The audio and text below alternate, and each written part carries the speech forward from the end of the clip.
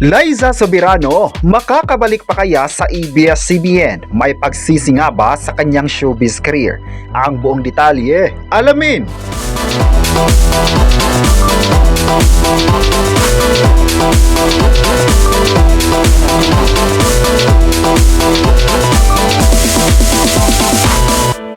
Dahil nga ay goodbye na sa ABS-CBN si Liza Soberano, ay marami sa mga mimang netizens ngayon ang nagtatanong kung nagsisi nga ba ang actress na iniwan nito ang karera sa Pilipinas. Very memorable kay Liza Soberano ang upcoming DreamWorks animated film na Forgotten Island, kung saan siya ang bumoses sa lead character na si Raisa. Sa kanyang panayam sa Extra, ikinuwento ni Liza na nag-audition siya para sa nasabing role nung time na kakalipat pa lang niya sa Amerika. Noong panahon raw ay nakakatanggap siya ng katakot-takot na bashing at natakot raw siya na baka wala na siyang babalikang career o pamilya at kaibigan sa Pilipinas.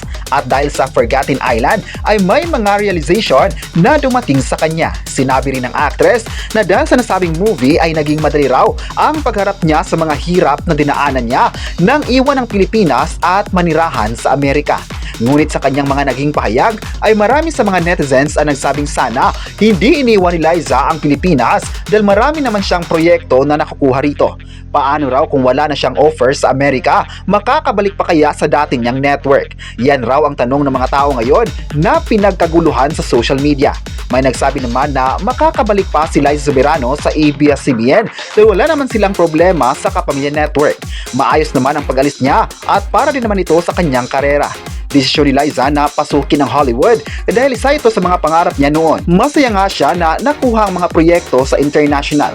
May nagsabi naman na mahal talaga ng mga tao si Liza Soberano dahil sa kanyang galing bilang actress. Marami na siyang nagawang mga series sa ABS-CBN at lahat na ito ay pasado sa mga fans at viewers. May nagsabi naman na aabangan raw nila ang pagbabalik ni Liza sa Pilipinas at umaasa silang marami pang magagawa ng mga bigating series at movies.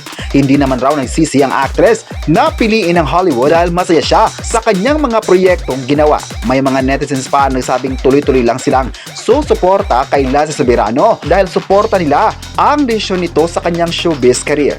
Hindi naman sila nalungkot na iniwan niya ang ABS-CBN dahil mas lalong nakilala ang kanilang idolo sa international stage. Marami pa ang nakakilala sa kanya dahil sa kanyang galing bilang actress.